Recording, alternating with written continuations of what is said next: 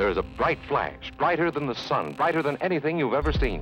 For if this country is ever subjected to an enemy attack, what I'm going to show you now might someday save your life. A blast. The release of deadly radioactive... At exactly 15 minutes past 8 in the morning, on August 6th, 1945, at the moment when the atomic bomb flashed above Hiroshima, Miss Toshiko Sasaki, a clerk in the personnel department of the East Asia Tin Works, had just sat down at her place in the plant office and was turning her head to speak to the girl at the next desk. This is how the New Yorker journalist John Hersey began his 1946 account of the bombing of Hiroshima. It follows the lives of 6 survivors, describing how by chance they'd managed to avoid being one of the 100,000 that perished in the world's first nuclear attack. At a time when much of the writing was technical, philosophical, or political, focusing on foreign relations and the war, Hersey did something that led to the essay becoming a classic. It simply reported.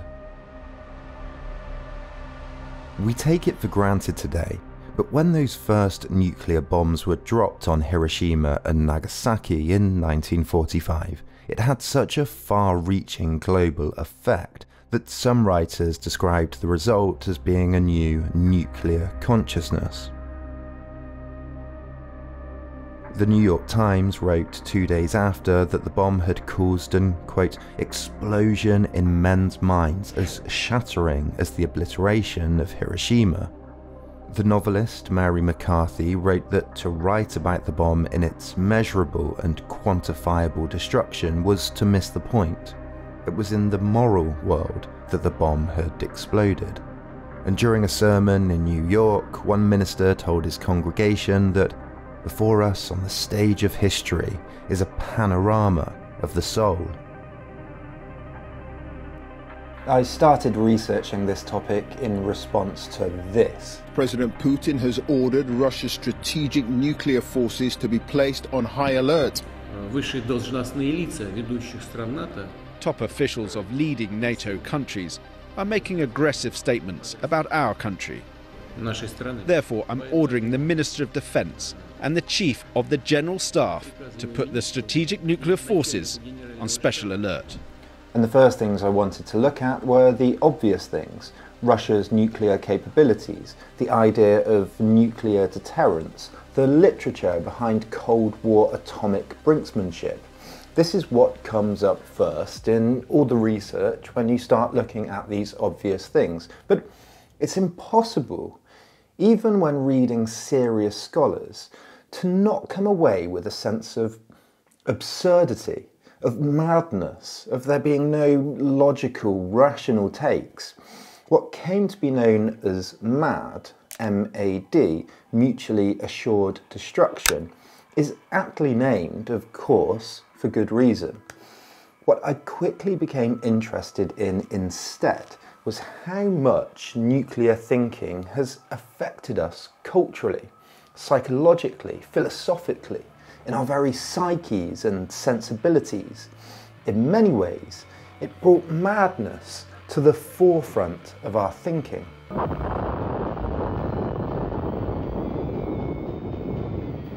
You need to know about fallout, what it is, how to detect it, and what to do to protect yourself against it.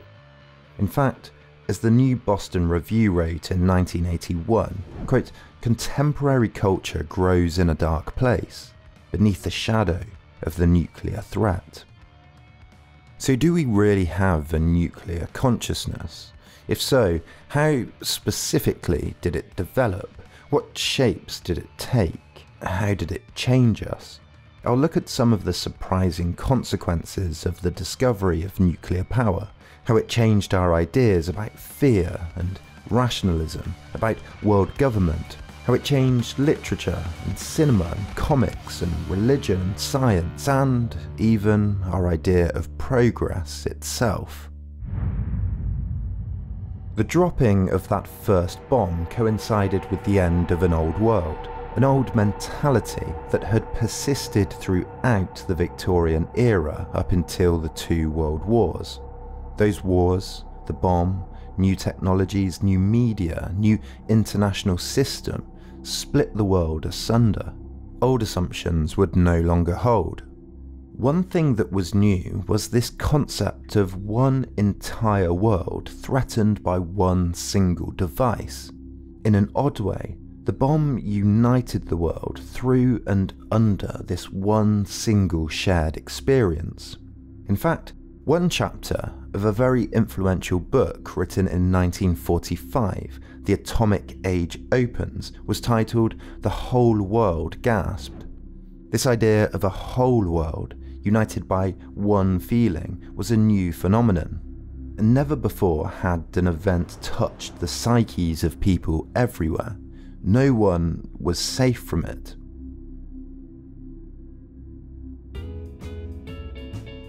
Won't you let me dream that you're mine again for just one dance,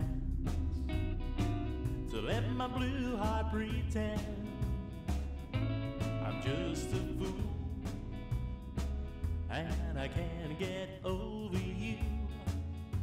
So let me dream, if my dreams can come true. One 1946 survey by the Social Science Research Council found that 98% of Americans knew about the bomb, quote, even the most isolated. Every newspaper and magazine discussed it, every radio show, and increasingly a new medium, television, too. For many, when the war ended, the celebratory atmosphere in America and Europe quickly gave way to the realization that the same weapon that had been used to end the war could, at some point, be used against them as well. Norman Cousin wrote in his influential Modern Man is Obsolete that the bomb produced, quote, a primitive fear, the fear of the unknown, the fear of forces man can neither channel nor comprehend. This fear is not new. In its classical form, it's the fear of irrational death. But overnight, it's become intensified, magnified. It's burst out of the subconscious and into the conscious, filling the mind with primordial apprehensions. The most well-recognised voice on the radio, CBS's Edward Murrow, said that seldom, if ever, has a war ended leaving the victors with such a sense of uncertainty and fear, with such a realization that the future is obscure and that survival is not assured. Time magazine called it a grimly Pyrrhic victory, and the anthropologist Robert Redfield wrote that the fear psychosis was, quote, a nightmare in the minds of men. One radio production quickly made use of the sound of a Geiger counter. The mushroom cloud quickly became a recognizable symbol. Psychological studies were undertaken to reduce fear in the army, and a 1956 animation called A Short Vision about what a nuclear attack might look like terrified children when it was aired on the Ed Sullivan Show in America.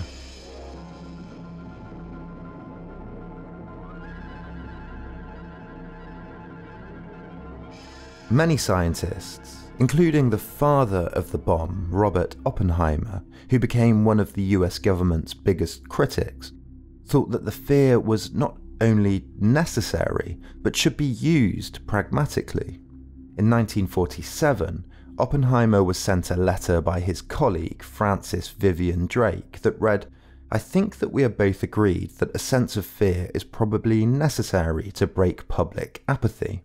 Christian commentator Bernard Iddings-Bell agreed, writing that Hitler was able to change the attitude of the German people, but he was able to do it only by ruthless propaganda. What we need for our purpose now is slogans, shibboleths, comic strips, motion pictures centering around glittering stars and crooners. The last thing we can depend upon is an appeal to common sense. But the problem was so vast, so seemingly insurmountable, that apathy soon set in. Author John W. Campbell Jr. wrote in The Atomic Story in 1947 that human psychology is such that it is completely impossible to scare people collectively For any length of time. Novelists, poets, and artists all had the same problem. They seemed paralysed, unsure of how to approach such an intimidating threat. One linguist asked, "Is it possible that in spite of our vast and ever-growing vocabulary, we have finally created an object that transcends all possible description?" The best-selling novels of the immediate post-war period barely mentioned the bomb, so the public turned elsewhere for guidance, to the scientists.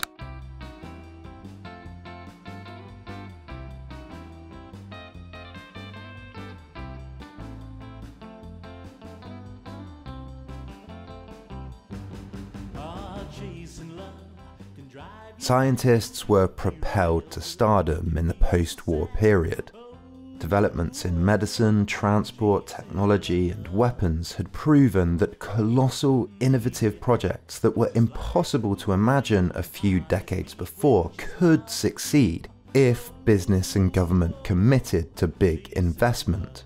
Redfield wrote in 1945 that the prestige of the physical scientist as the creator of these marvels was never higher. What a physical scientist says on almost any subject is thought more important than what anybody else says. President Truman wrote that the events of the past few years are both proof and prophecy of what science can do. The development of atomic energy is a clear-cut indication of what can be accomplished by our universities, industry, and government working together. Vast scientific fields remain to be conquered in the same way. One scientist working on the bomb wrote that suddenly physicists were exhibited as lions at Washington tea parties. Another, Leo Szilard, wrote that I did not foresee that scientists would be crowding into Washington to see congressmen and senators, that they would be interviewed, photographed, made into movie characters, that they would feel impelled to write and talk on subjects other than their own, and generally speaking to make a circus of themselves. One group of scientists decided to use their newfound prestige to start a journal, the Bulletin of the Atomic Scientists. It was important, they thought, to inform the public on recent developments in accessible layman's terms. The magazine was a success, featuring the now famous doomsday clock ticking towards nuclear apocalypse. But while using that widespread fear, many scientists were also optimistic. They hoped that the threat might lead to the development of a necessary united world government. Raymond Graham Swing was an influential broadcaster at ABC. He said that internationally, I was sure the bomb meant world government, for that would be the only way to abolish war, which had to be abolished if civilization were to endure. Albert Einstein influentially agreed, and Oppenheimer also called for, quote, radical and profound changes in the politics of the world. The Nation magazine's Frieda Kirchway warned that we face a choice between one world or none. And the normally conservative Reader's Digest agreed, writing that world government has now become a hard-boiled, practical and urgent necessity. Supporters organised a conference in October 1945 and placed an advert in the New York Times calling for a world federal government, and 54% of Americans favoured turning the UN into a world government. But the idea quickly lost momentum. Government official Sumner Wells protested that, I cannot imagine that the Soviet Union would participate in a world government upon any other basis than of a world union of Soviet Socialist republics with a capital located in Moscow. And this decline of optimism, this spread of fear, this realization of the destruction that could be caused quickly led to a questioning of the idea of progress altogether. What did progress even mean if it could all be destroyed by the press of a button? What did religion mean in this new world?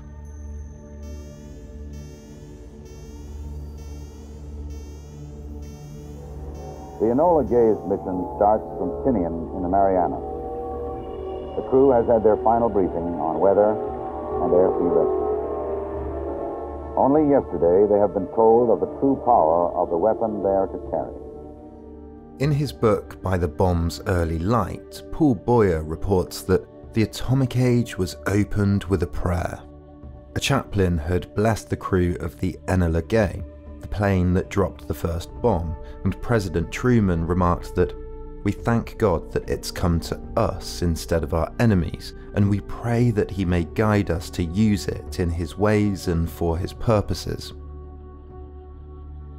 A New York journal told its readers that divine providence has made the United States the custodian of the secret of atomic energy as a weapon of war.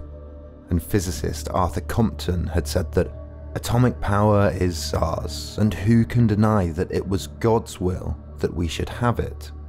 Many were troubled by this outlook, but it revealed and put into sharp focus some of the assumptions of liberalism and the Enlightenment it had developed out of, that progress was inevitable, that science could liberate humans, that the direction of history and technology led onwards and upwards inevitably in a single ever-improving path.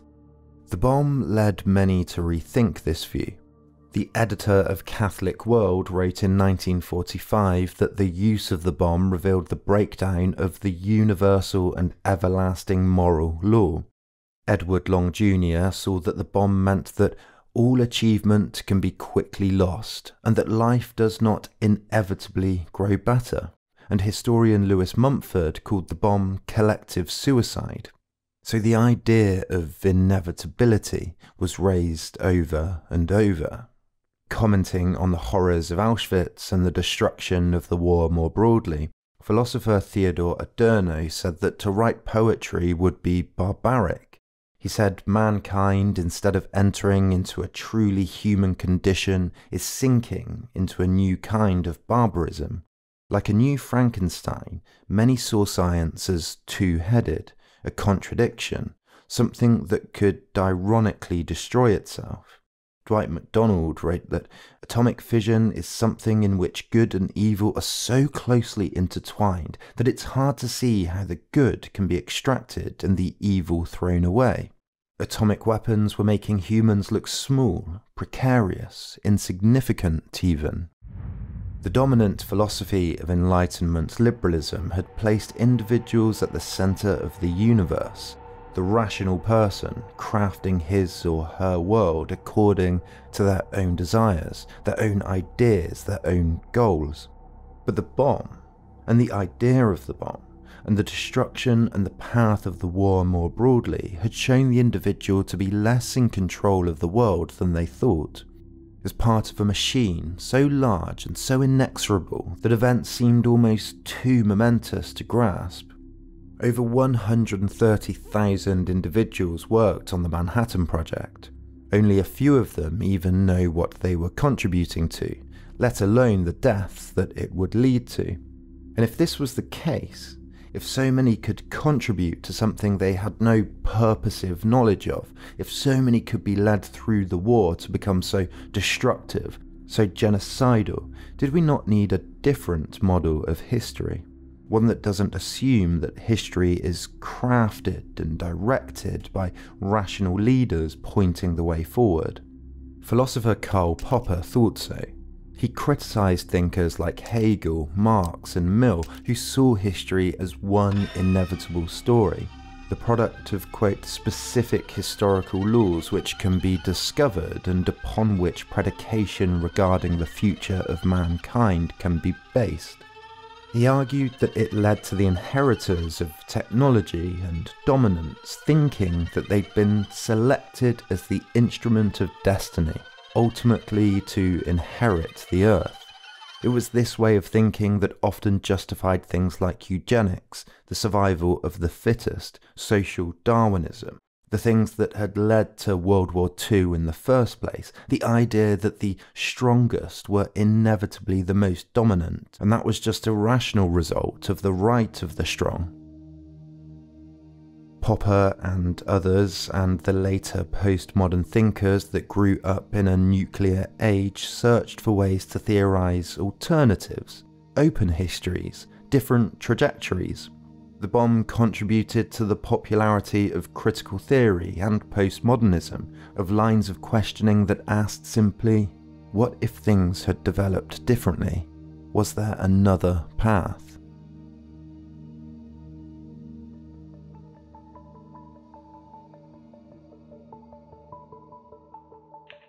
While mainstream literature in the immediate post-war period was slow to deal with the philosophical implications of the bomb, science fiction took up the mantle.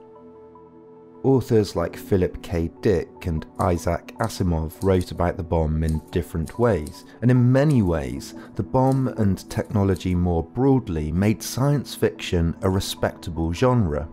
Asimov wrote that science fiction was salvaged into respectability. As the bomb fell, science fiction was a marginal genre, not taken that seriously by academics and literary people. But within a decade, science fiction authors suddenly found themselves being invited to government talks and offered jobs at universities. H.G. Wells had famously predicted an atomic weapon in 1914's The World Set Free. He'd imagined a uranium bomb that would continually explode indefinitely. And science fiction writer Ray Bradley wrote in 1945 that, I saw the headline brought on the bus by a stranger and thought, yes, of course, so it's here. I knew it would come, for I had read about it and thought about it for years. In fiction and in cinema, many quickly realised that the idea of the bomb and its consequences, and metaphors like alien invasions, zombie apocalypses, and plagues sweeping across the world, were the perfect vessel for discussing social and political issues, while entertaining readers and viewers at the same time. Author Robert A. Heinlein wrote that science fiction has moved inexorably towards the centre of American culture, shaping our imagination. The 1950s became a golden age of science fiction, and Japan's Godzilla was released in 1954, using the idea of a nuclear monster as a metaphor for atomic fear and destruction. But where Japan saw monsters, American pop culture quickly turned radioactive fear into the optimism of superheroes. The Hulk, X-Men, Spider-Man and Fantastic Four all begin with radioactive transformations or mutations. Instead of telling stories of destruction, they turned tropes of radioactivity into mythical fairy tales of American heroes protecting the world. By 1966, Star Trek had hit our screens. By 68, 2001 A Space Odyssey, and by 77, Star Wars would change cinema forever. Gradually, mainstream cinema and literature caught up with the early science fiction writers. 1959's On the Beach, based on the 1957 novel of the same name, focused on a group of people in Australia dealing with the knowledge that they're waiting for nuclear fallout to reach them and coming to terms with their impending deaths. 1964's Dr. Strangelove explored the absurdity of the bureaucracy, the politics, and the arbitrary events and decisions and personal matters that could set off a chain reaction leading to a nuclear attack. Typically postmodern, Strangelove is full of missteps, failed attempts to stop the bomb, absurd and random moments that derail the logic of keeping nuclear weapons as deterrents. 1964's Failsafe imagines what happens when a nuclear bomb is dropped on Moscow by accident. In the end, the president bombs New York himself as a sign of goodwill to prevent Soviet retaliation. These films highlight a central realization of nuclear power, that in the same way that a single death could be the result of an accident, the human race could now be wiped out by accident. The films dealt with the absurdity of nuclear weapons and provided a powerful critique of the military-industrial complex. And the idea of nuclear holocaust provided the material, in film, literature and science fiction, to imagine new social contracts, ground zeros from which authors could discuss what human psychology would be like in a post-apocalyptic world, or without the current political systems we lived under, and what the implications of this would be for real life. The old social contract theorists of the Enlightenment theorized how governments and states and nations began. These new writers and filmmakers imagined instead how they'd end.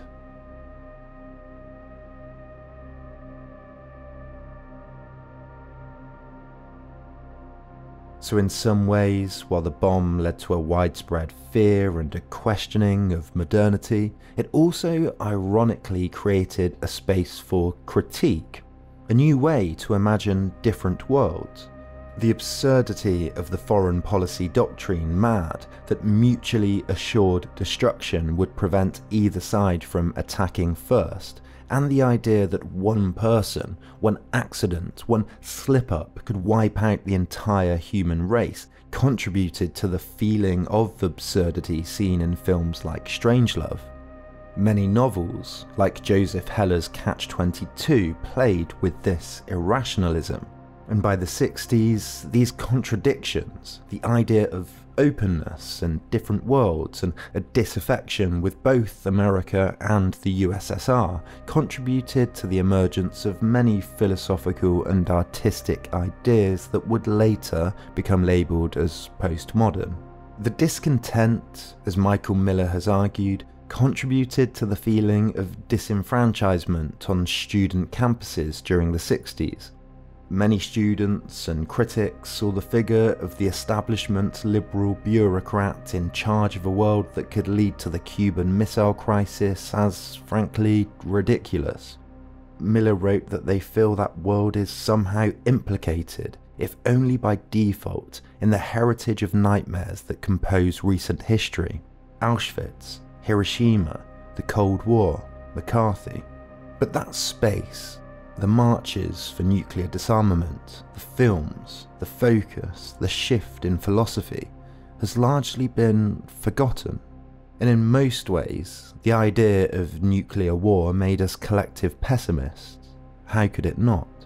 In the cultural, logical, literary, political, and psychological landscapes it produced, it was easier to imagine the end of the world than the possibility of utopia. But like those who dreamed that the bomb might lead to global unity, it's important to remember that, ironically, the logic of man does create a space of shared interests.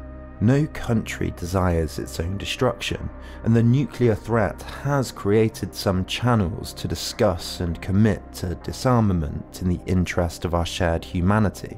Arms control treaties require each side to be transparent, to share numbers and information on facilities, to commit to inspections. Global nuclear stockpiles are so exhaustive that if 90% were destroyed, there would still be enough to end all life on Earth. So maybe this moment, this crisis, this catastrophe, is the time to renew our demands to political parties to promise to pursue arms agreements and reduce those stockpiles. Maybe we should remember that this is still one of, if not the leading threat to our species' survival. Ultimately, we could remember that the bomb did do a lot for pacifism's cause. A.J. Must made the most influential early case in 1947 in Not by Might. He said, "We should ponder the meaning of the bomb steadfastly and relentlessly until it has burned its way into our consciousness, and in doing so has burned away all illusions about war."